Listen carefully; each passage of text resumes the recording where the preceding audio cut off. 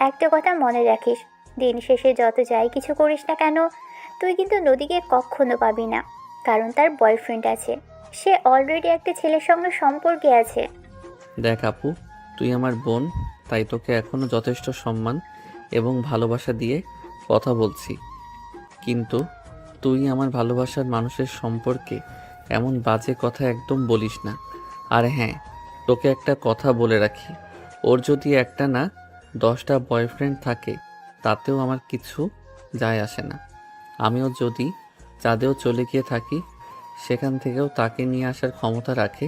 আমার সব কিছুই একটাই কথা, আমার ভালোবাসার মানুষটাকে আমি আমার করে পেতে চাই। সেটা যেভাবেই হোক আর যে কোনো কিছুর বিনিময়ে হোক না কেন, তাতে আমার কোনো কিছুই যায় আসে না। ঠিক আছে, তুই যখন আমার কথা শুনবেই না, তখন তোর যা ইচ্ছে হয় তুই তাই কর। তোকে আমি আর কিছুই বলবো না। তবে একটা কথা এখনও তোকে শেষবারের মতো বলছি, তুই কখনোই কিন্তু নদীকে নিজের করে পাবি না। যত যাই কিছু করিস না কেন, শুধু সময় নষ্ট হবে। যদি তাই হয় তবে তাই হোক, তাতে আমার কিছুই যায় আসে না। কিন্তু আমি যেটা ঠিক করেছি আমি সেটা করবই। আমি আমার চোখের সামনে আমার ভালোবাসার মানুষটাকে এভাবে হারিয়ে যেতে দেব না।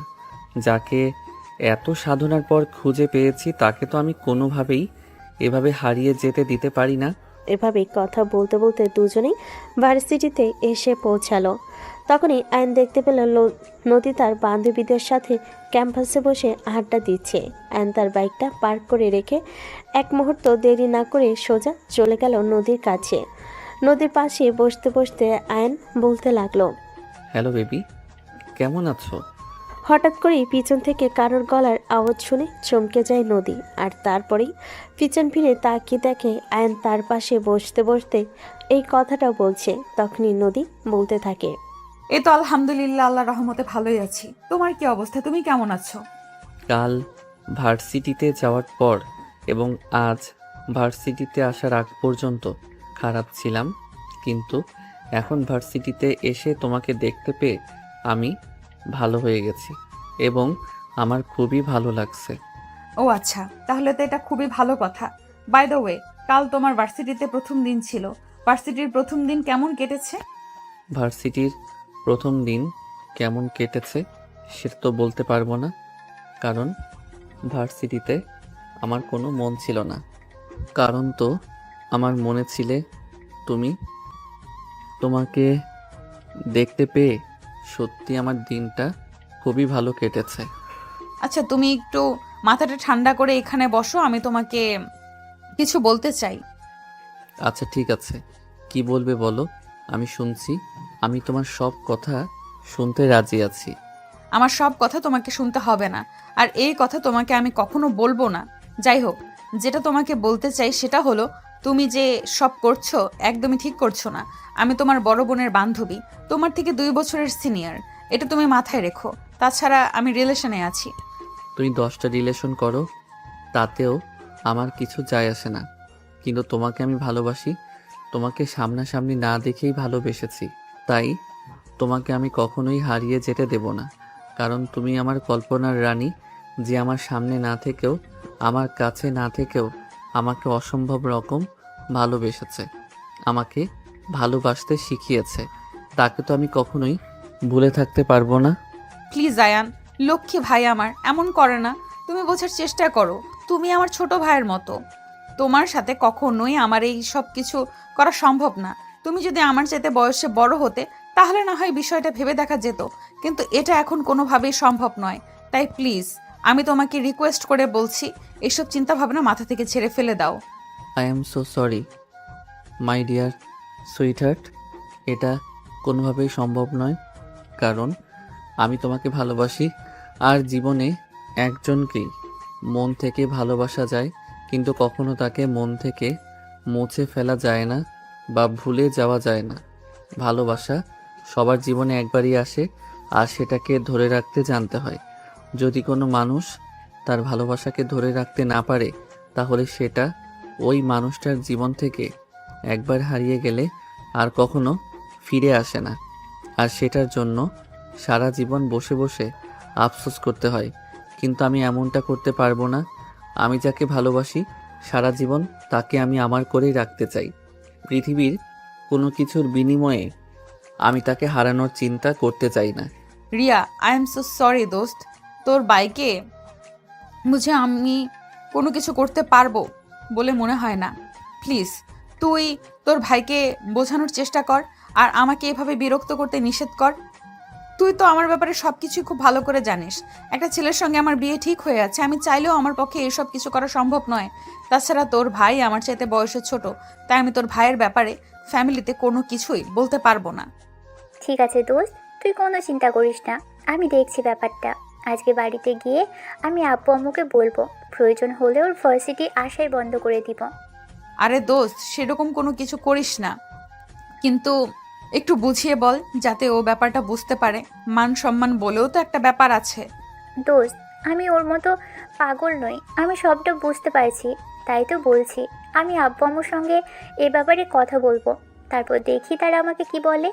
আয়ান, এখন তুই চুপচাপ নিজের ক্লাসে চল। দেখ আপু, কাউকে কোনো কিছু বলে কোনো লাভ হবে না। তুই আব্বু আম্মুকে বলিস আর যাকেই বলিস না কেন, তাতে আমার কিছুই যায় আসে না। কিন্তু আমি যাকে ভালোবাসি তাকে আমি আমার করে পেতে চাই, এটাই সবচাইতে বড় কথা। তারপর হচ্ছে পৃথিবীর বাকি সব কিছু। এই মানুষটাকে কতদিন ধরে নিজের বুকে আগলে রেখেছি, যে মানুষটাকে আমি পাগলের মতো খুঁজে বেরিয়েছি, তাকে যখন আমি আমার কাছে পেয়ে গেছি তখন তো তাকে হারানোর কোনো প্রশ্নই ওঠে না। এদিকে রিয়া তখন আয়নকে জোর করে টানতে টানতে ক্লাসরুমের দিকে নিয়ে গেল, আর তারপর ক্লাসরুমে পৌঁছে গিয়ে সেখান থেকে চলে আসলো। এভাবে কেটে গেল সেদিনের দিনটা। ভার্সিটি ছুটি হওয়ার পর বাসায় আসতেই আজকে রিয়া গতকালকে নাই চিৎকার করতে শুরু করলো, আর তার আম্মু আবার তার চিৎকার শুনে দৌড়ে ড্রয়িং রুমে চলে আসে আর মেয়েকে জিজ্ঞাসা করতে থাকেন। কি ব্যাপার, কি হয়েছে? তুই আজ আবার অভাবে চিৎকার করছিস কেন? আমি নিজেও জানি না আমি কেন এভাবে চিৎকার করছি। আমার তো কপালটাই খারাপ যে আমি এখন এমন একটা ফ্যামিলিতে জন্ম নিয়েছি, আর তোমার ছেলের মতো একটা ভাই আমার আছে। সেখানে আমি চিৎকার না করে কিভাবে থাকতে পারি সেটা তোমরাই আমাকে বলো। আরে বাবা, আমি তো গতকালকে বুঝে বলেছিলাম সবটা, কিন্তু আজকে আবার কি এমন করেছে যার জন্য তোমাকে এভাবে চিৎকার করতে হচ্ছে? তোমার ছেলে আজ আবারও ভার্সিটিতে গিয়ে একই কাজ করেছে। কেন তোমার ছেলে এরকম শুরু করেছে? ও কি আমাকে ভার্সিটিতে পড়াশোনা করতে দেবে না নাকি? দেখো, আমার মন মেজাজ এমনিতেই খারাপ, তোমরা আর খারাপ করো না, তাহলে কিন্তু খারাপ কিছু হয়ে যাবে, আমি এটা বলে দিলাম। ঠিক আছে, তুই রুমে যা, তোর বাবা বাড়িতে আসুক, আমরা দুজন মিলে ওর সঙ্গে কথা বলবো, তারপর দেখি কি হয়। আমি বুঝতে পারছি না আমার ছেলেটা কেন এসব পাগলামি শুরু করেছে, কেন তার মাথায় এইসব কুবুদ্ধি ঢুকেছে, কেন সে এরকম করছে, কিছুই বুঝতে পারছি না। এই বলে আয়নের আম্মু রিয়াকে তার নিজের রুমে পাঠিয়ে দিল। তারপর আয়নের কোনো কথা না বলে নিজের রুমে চলে গেল, আর তার বাবা বাসে আসে রাত 8টায়। তারপরে আয়নের আম্মু তার বাবাকে সব কিছু খুলে বলল। আয়নের বাবা সব কিছু শুনে আয়নকে নিজের রুমে ডেকে নিলেন, আর তারপর বলতে লাগলেন, তুমি এসব কি শুরু করেছো? আমি এসব কি শুনছি? তোমাকে ভার্সিটিতে ভর্তি করানো হয়েছে পড়াশোনা করার জন্য, এসব ফাজলামো করার জন্য নয়। তোমাকে শেষবারের মতো বলছি, এসব ফাজলামো বন্ধ করে দাও, তা না হলে কিন্তু তোমার ভার্সিটিতে যাওয়া বন্ধ হয়ে যাবে। আমি কোনো পাগলামো করছি না, যা সত্য তাই বলছি। নদীকে আমি না দেখে ভালোবেসে ফেলেছি। নদী সেই মানুষ যে প্রতিদিন আমার স্বপ্নে আসে, যাকে খুঁজে পাওয়ার জন্য আমি হন্যে হয়ে খুঁজে চলেছি, কিন্তু কোথাও তাকে খুঁজে পাচ্ছি না। তবে এখন যখন তাকে পেয়ে গেছি, এখন আর তাকে আমি হারাতে চাই না। সে তোমার বড় বোনের বান্ধবী, তোমার বড় বোনের সে তোমার 2 বছরের সিনিয়র। এসব ফালতু চিন্তা মাথা থেকে ঝেড়ে ফেলে দাও। আর স্বপ্নে যে কেউ আসতে পারে তার মানে এই নয় যে তাকে নিয়ে জীবনসঙ্গী বানানোর চেষ্টা করতে হবে। সবচেয়ে বড় কথা, তুমি এখনো অনেক ছোট, সবে মাত্র অনার্স প্রথম বর্ষের স্টুডেন্ট। তোমার জীবনে এখনো অনেক সময় পড়ে আছে। সো প্লিজ এসব ফালতু চিন্তা ভাবনা বন্ধ করো। আমি কোনো ফালতু চিন্তা করছি না বাবা, আমি যা সত্য তাই বলছি। আমি নদীকে ভালোবাসি, আর তাকে না পেলে আমি আমার এই জীবন রাখবো না, এটাই শেষ কথা। কারণ ভালোবাসা জীবনে একবার আসে, বারবার আসে না। জীবনে ভালোবাসাকে ধরে রাখতে হয়, তাকে ছেড়ে দিলে হারিয়ে ফেলতে হয়, আর কখনোই ভালোবাসা খুঁজে পাওয়া যায় না।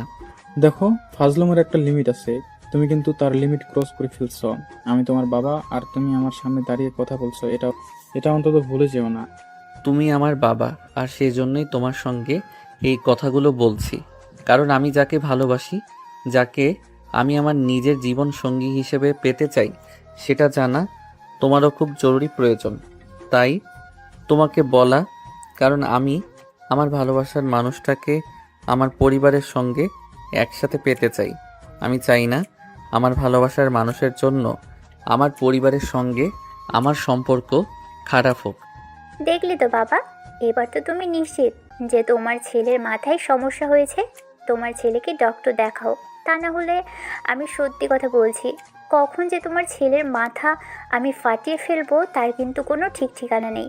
তখন কিন্তু আবার তুমি আমাকে দোষ দিতে পারবে না। ঠিক আছে রিয়া, তোমাকে এসব ব্যাপারে কোনো চিন্তা করতে হবে না, আমি দেখছি কি করা যায়। আয়ান, কাল থেকে তোমার ভার্সিটিতে যাওয়া বন্ধ। যেদিন থেকে তুমি মানসিকভাবে সুস্থ হতে পারবে সেদিন থেকেই তুমি ভার্সিটিতে যাবে, তার আগে কোনোভাবেই নয়। তোমরা যত যাই কিছুই করো না কেন, আমাকে আটকে রাখতে পারবে না, এবং আমাকে কোনোভাবেই আমার ভালোবাসার মানুষের থেকে আলাদা করতে পারবে না। আমার যদি আমার ভালোবাসার মানুষকে পাওয়ার জন্য সারা পৃথিবীর সঙ্গে লড়তে হয়, আমি তার জন্য প্রস্তুত আছি। আমি পিছুপা হব না। ভালোবাসা পাওয়ার জন্য আমি সব রকম রিস্ক নিতে রাজি। এ বলে আয়ন তার বাবার রুম থেকে বের হয়ে চলে গেল। আর এদিকে রিয়া তার বাবাকে উদ্দেশ্য করে বলতে লাগলো, বাবা, এবার তো তুমি বুঝতে পেরেছো তোমার ছেলের মাথায় সমস্যা হয়েছে। তোমার ছেলের জন্য আমার বন্ধুদের সঙ্গে আমাকে অপমানিত হতে হয়েছে। আর যদি তোমার ছেলের জায়গায় অন্য কেউ থাকতো, তাহলে আমি এমন কিছু করতাম যেটা তোমরা কল্পনাও করতে পারছো না। কিন্তু তোমাদের একমাত্র আদরের ছেলে বলে কথা, তাই সম্পূর্ণ বিষয়টা তোমাদেরকে আগে জানালাম। এখন তোমরা কি করবে সেটা তোমাদের ব্যক্তিগত ব্যাপার। তবে তোমার ছেলেকে যেন আমি আমার ভার্সিটিতে আর না দেখি। নদী, তুমি তোমার রুমে যাও, এ ব্যাপারটা আমরা দেখি। আমরা তোমাদের মা বাবা, আমরা তো এখনো বেঁচে আছি, তাই তোমার এত চিন্তা করার কোনো কারণ নেই। আয়াব ছোট মানুষ, ও ভুল করতে পারে, কিন্তু তার মানে এই নয় যে আমাদের সেই ভুলটাকে বিশাল কিছু করে দেখতে হবে। তার ভুল শুধরে দেওয়া আমাদের দায়িত্ব। রিয়া তখন আর কোনো কথা না বলে নিজের রুমের দিকে চলে গেল। আর এ থেকে পরের দিন সকালবেলা ঘুম থেকে উঠে যাওয়ার জন্য তৈরি হবে, তখনই আয়নের আম্মু বলল, আয়ান, তোমাকে ভার্সিটিতে যেতে হবে না। তোমার বাবা তোমাকে ভার্সিটিতে যেতে না করেছে। কিন্তু কেন? কেন সেটা তুমি খুব ভালো করে জানো, তাই প্লিজ তর্ক করো না। যেটা বলছি সেটাই করো। তোমার বাবা তোমাকে ভার্সিটিতে যেতে নিষেধ করেছে। তোমরা কি আমাকে তোমাদের হাতের খেলার পুতুল পেয়েছো নাকি? আমি তো সেটাই বুঝতে পারছি না। যখন আমি অন্য ভার্সিটিতে ভর্তি হতে চেয়েছিলাম, তখন তোমরা আমাকে জোর করে তোমাদের মেয়ের সঙ্গে একই ভার্সিটিতে ভর্তি করিয়েছো। আর এখন কি না, যখন আমি আমার স্বপ্নের সেই মানুষটাকে পেয়ে গেছি, এখন তোমরা বলছো আমাকে এই ভার্সিটিতে যেতে হবে না, আমি যেন অন্য ভার্সিটিতে পড়াশোনা করি। কিন্তু এটা কখনোই হবে না। দেখো, এখানে একদম বেশি হয়ে যাচ্ছে। একদম তর্ক করবে না, বলে দিচ্ছি। তোমাকে যেটা বলা হয়েছে সেটাই করো। তোমার আজ থেকে ভার্সিটিতে যেতে হবে না। ভার্সিটিতে যাওয়া বন্ধ। আমরা তোমাকে অন্য ভার্সিটিতে ভর্তি করানোর ব্যবস্থা করছি। আমি তোমাদের হাতের খেলার পুতুল নই। তোমাদের যখন যেটা ভালো লাগবে তোমরা সেটাই করবে। আমি ভার্সিটিতে যাচ্ছি। এই বলে আয়ন তার আম্মুর কথাকে কোনোরকম পাত্তা না দিয়ে বাসা থেকে বের হয়ে গেল সকালে নাস্তা না করে। আর এদিকে রিয়া তখনই নাস্তার টেবিলে আসে নাস্তা করার জন্য। আয়নকে নাস্তার টেবিলে দেখতে না পেয়ে রিয়া তার আম্মুকে জিজ্ঞেস করে, আম্মু, কি ব্যাপার? কাল তো এত সকাল সকাল তোমার ছেলে ঘুম থেকে উঠে গেছিল, আজকে ঘুম থেকে এখনো ওঠেনি নাকি? অনেকক্ষণ আগে ঘুম থেকে উঠে গেছে আর বাসা থেকে বের হয়ে গেছে। তখনই সিঁড়িতে নামছিল আয়নের বাবা। আর এই কথা শুনে আয়নের বাবা বলতে লাগলেন, বাসা থেকে বের হয়ে গেছে মানে?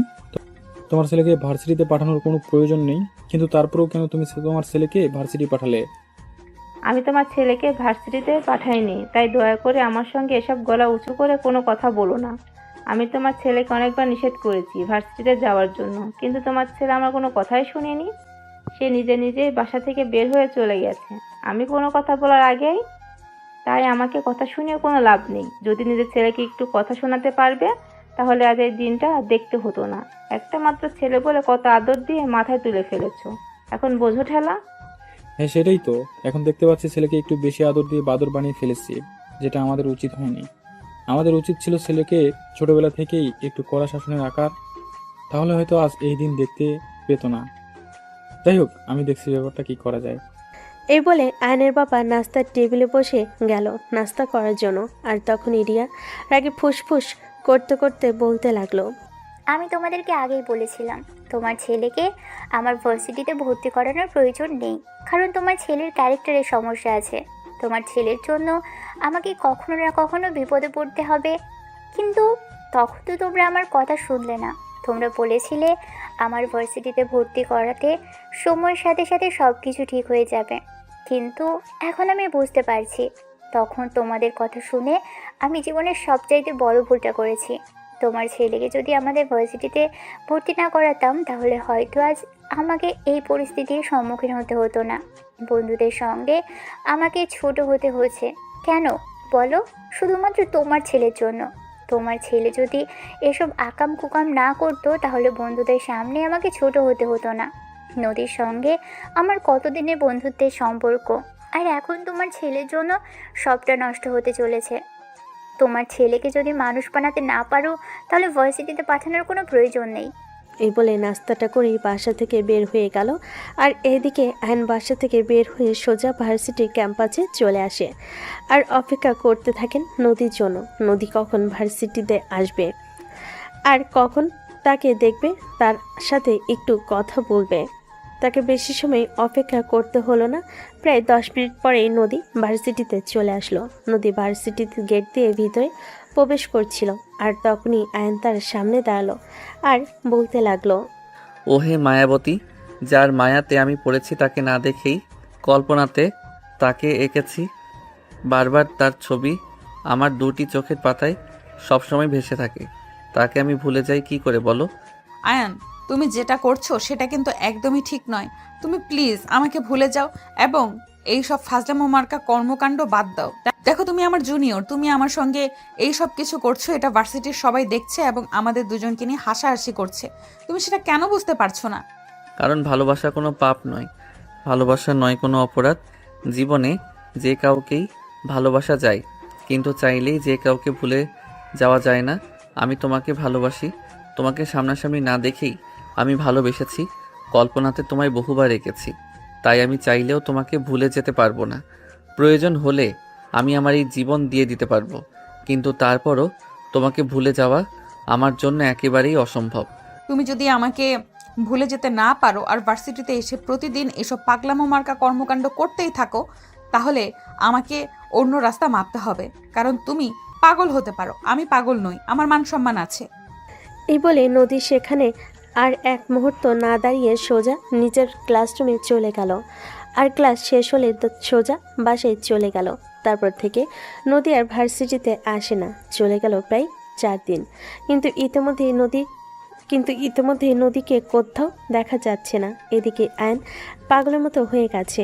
এই নদীকে ভার্সিটিতে দেখতে না পেয়ে সে প্রায় সবার কাছে নদীর ব্যাপারে জিজ্ঞেস করেছে, কিন্তু কেউ কোনো কিছুই বলতে পারছে না। আর না বাসার ঠিকানাও। ও জানে না যেখানে গিয়ে নদীর ব্যাপারে খোঁজ খবর নিতে পারে, কিন্তু সেভাবে বসে থাকলেও তো পারছে না। অন্যদিকে সে প্রচণ্ড মিস করছে। যেভাবে হোক তার নদীর সঙ্গে দেখা করতেই হবে। যেমন চিন্তা তেমন কাজ। আইন সোজা প্রিন্সিপাল স্যারের কেবিনে চলে গেল। প্রিন্সিপাল স্যার তখন নিজের কেবিনে কাজ করছিলেন। আইন দরজার সামনে দাঁড়িয়ে বলতে লাগলো, good morning sir, may I come in? Good morning, yes coming. কি হয়েছে তোমার? আজ হঠাৎ তুমি আমার কেবিনে কেন? স্যার, আমি একটা সমস্যায় পড়েছি আর সেই জন্য আপনার সাহায্য চাই। আপনি কি দয়া করে আমাকে সাহায্য করবেন? দেখো, তুমি আমার স্টুডেন্ট। তুমি কোনো সমস্যায় পড়লে সেখান থেকে তোমাকে উদ্ধার করা আমার কর্তব্য। বাই দ্য ওয়ে, তোমার কি হয়েছে সেটা আমাকে খুলে বলো, আমি অবশ্যই চেষ্টা করব। আসার চেষ্টা করব বললে হবে না, আপনাকে এ ব্যাপারে আমাকে সাহায্য করতেই হবে, কারণ আপনি একমাত্র ব্যক্তি যে আমাকে এ ব্যাপারে সাহায্য করতে পারবেন। আল্লাহ, আপনি পারবেন বলেই আপনার কাছে এসেছি। আপনি না পারলে আপনার কাছে আমি আসতাম না। আচ্ছা ঠিক আছে, কি হয়েছে তোমার সেটা তো খুলে বলো, তারপর আমি দেখছি কি করা যায়। আরে স্যার, আমি আপনাকে বললাম তো আমি সেরকম কোনো কাজ নেই, সেটা আপনি পারবেন না। আপনি পারবেন বলে আপনার কাছে এসেছি আর আপনাকে সেটা করতেই হবে। সো প্লিজ আর বলুন আপনি এটা করে দেবেন। আচ্ছা ঠিক আছে, আমি করে দেব। এবার তো বলো তোমার কি হয়েছে। থার্ড ইয়ারের স্টুডেন্ট নদী, ওনার অ্যাড্রেস চাই। ও তো তোমার 2 বছরের সিনিয়র, তুমি ওর অ্যাড্রেস দিয়ে কি করবে? স্যার প্লিজ, কোনো প্রশ্ন নয়, এটা আমার প্রয়োজন আর আপনাকে এটা দিতেই হবে। আপনি ছাড়া অন্য কেউ আমাকে এই ব্যাপারে কোনো সহযোগিতা করবে না। প্লিজ স্যার, আপনি ওনার অ্যাড্রেসটা দিন। আচ্ছা ঠিক আছে, কোনো সমস্যা নেই, একটু ওয়েট করো, আমি তোমাকে দিচ্ছি। এই বলে প্রিন্সিপাল স্যার কম্পিউটারে ডাটাবেস চেক করে সেখান থেকে প্রিন্ট আউট করে একটা অ্যাড্রেস আয়নকে দিয়ে দিল।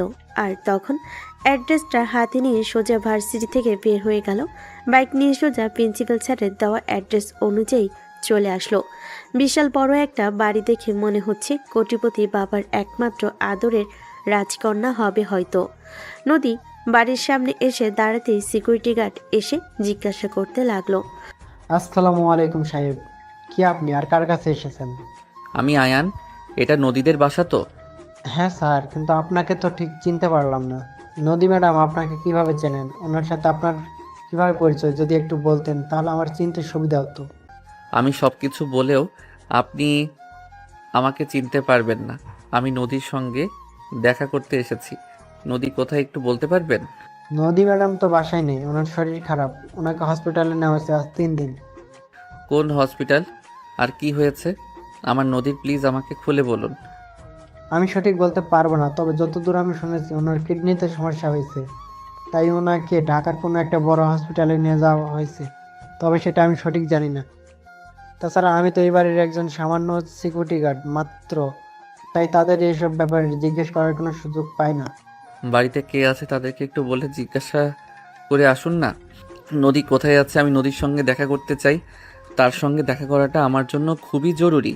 প্লিজ আপনি আমার এইটুকু উপকার করুন। দেখুন, এটা আমি করতে পারবো না, কারণ আমি এই বাড়ির সামান্য একজন চাকর মাত্র। আমি তাদের পার্সোনাল ব্যাপারে জিজ্ঞাসা করার অধিকার রাখি না। সো প্লিজ আপনি আমাকে ক্ষমা করতে পারেন। আর আপনি এখন থেকে আসেন, বড় সাহেব আসার সময় হয়ে গেছে। উনি যদি দেখতে পান গেটের সামনে দাঁড়িয়ে আছে কেউ একজন আমার সঙ্গে এসব ঝামেলা করছে, তাহলে তিনি প্রচণ্ড রেগে যাবে। আরে আপনি প্লিজ বোঝার চেষ্টা করুন, ওদের সঙ্গে দেখা করাটা আমার খুব জরুরি। আমি জানতে চাই আমার নদী কোথায় আছে। তখন বুঝতে পারলো তার পিছনে একটা বড় গাড়ি এসে দাঁড়িয়েছে। সেটা হর্ন দিচ্ছে। আয়ন পিছনে ফিরে তাকিয়ে দেখলো ঠিক এরকমটাই বিশাল বড় একটা লাক্সারি গাড়ি তার পিছনে দাঁড়িয়ে আছে। অনেক দূরে সরে দাঁড়ালো আর গাড়িটাও হুট করে বাড়ির ভিতর ঢুকে গেল। গাড়ি থেকে একজন মধ্যবয়স্ক লোক নেমে এলেন আর বাড়ির ভিতরে ঢুকে গেলেন। তখন সিকিউরিটি গার্ডকে ধাক্কা দিয়ে সরিয়ে বাড়ির ভিতর ঢুকে গেল আর সেই মধ্যবয়স্ক লোকের সামনে গিয়ে দাঁড়ালো। আসসালামু আলাইকুম আঙ্কেল, নদী কোন হসপিটালে আছে কাইন্ডলি প্লিজ আমাকে ইনফরমেশনটা দেওয়া যাবে? কে তুমি, আর আমার বাড়িতে ঢোকার সাহস কিভাবে পেলে? সব সময় সব জায়গায় ঢোকার জন্য পারমিশন কিংবা সাহসের প্রয়োজন হয় না। বাই দ্য ওয়ে আঙ্কেল, আপনি আমাকে এটা বলেন যে নদী কোন হসপিটালে অ্যাডমিট আছে। আমি তার সঙ্গে একটু দেখা করতে চাই আর তার সঙ্গে দেখা করাটা আমার খুব জরুরি। আমার মেয়ে কোন হসপিটালে ভর্তি আছে সেটা জানা বাইরের কারো কাজ নয়। তো চুপচাপ এখান থেকে বের হয়ে চলে যাও, তা নাহলে তোমার সঙ্গে খারাপ কিছু হতে পারে। যা হবে হোক, কিন্তু যতক্ষণ পর্যন্ত আমি এটা জানতে না পারবো আমার নদী কোথায় আছে ততক্ষণ পর্যন্ত আমি এখান থেকে এক পাও নড়ব না। সবার আগে আমাকে এটা জানতে হবে নদী কোথায় আছে, আর তারপর আমি তার সঙ্গে দেখা করব, নয়তো আমি এখান থেকে কোথাও যাচ্ছি না। সিকিউরিটি, সিকিউরিটি, এই ছেলেটাকে এক্ষুনি এখান থেকে বের করে দাও। প্লিজ আপনি আমার সঙ্গে চলুন আর এখান থেকে বের হন, তা না হলে আমার চাকরি চলে যাবে। এমনিতে বড় সাহেব অনেক রেগে আছেন, তারপর যদি আপনি এখন এখানে দাঁড়িয়ে থাকেন তাহলে খুব খারাপ কিছু হয়ে যেতে পারে। আয়ন তখন চিৎকার দিয়ে বলতে লাগলো, আমি বললাম না নদী কোথায় আছে সেটা না জেনে আমি কোথাও যাব না। সেটা কি আপনারা শুনতে পাচ্ছেন না? আমাকে বলে দিলেই তো পারেন নদী কোথায় আছে। তখনও সিকিউরিটি তাকে জোর করে টেনে হিসে বাড়ি থেকে বের করার চেষ্টা করছে, কিন্তু বাবার দিকে তাকিয়ে আছে আর আবারও বলছে, প্লিজ আঙ্কেল, আপনি আমাকে এটা বলুন আমার নদী কোথায় আছে। আমি নদীর সঙ্গে একবার দেখা করতে পারলেই এখান থেকে চলে যাব। আর কোনো ঝামেলা করব না। প্লিজ আমাকে একটাবার বলুন নদী কোথায় আছে? তোমাকে দেখে তো যথেষ্ট ভদ্র ঘরের ছেলে বলেই মনে হচ্ছে, কিন্তু তুমি এভাবে কেন এরকম করছো আমি তো সেটাই বুঝতে পারছি না। তাছাড়া তোমাকে দেখে মনে হয় না যে আমার মেয়ের সঙ্গে তোমার সেই রকম কোনো সম্পর্ক থাকতে পারে, কারণ তোমার চেহারা দেখেই বোঝা যাচ্ছে তুমি আমার মেয়ের চাইতে বয়সে অনেকটাই ছোট হবে। তাহলে কি প্রবলেম বলো শুনি। কোনো প্রবলেম নেই আঙ্কেল, কিন্তু আমি নদীর সঙ্গে কথা বলতে চাই, দেখা করতে চাই, এটাই সবচাইতে বড় কথা। আপনি প্লিজ নদীর অ্যাড্রেস বলুন, নদী কোথায় আছে? ল্যাবেট হসপিটাল, এবং কড়া সিকিউরিটিতে রাখা হয়েছে তাকে। যদি পারো তাহলে দেখা করে এসো। এই বলে নদীর বাবা বাড়ির ভিতরে চলে গেলেন। আর এদিকে আয়ন তখন কোনো কথা না বলে সেখান থেকে সোজা ল্যাবেইড হসপিটালে উদ্দেশ্যে রওনা দেয়। সেখানে পৌঁছে সোজা রিসেপশনে চলে গেল। তখনই রিসেপশনে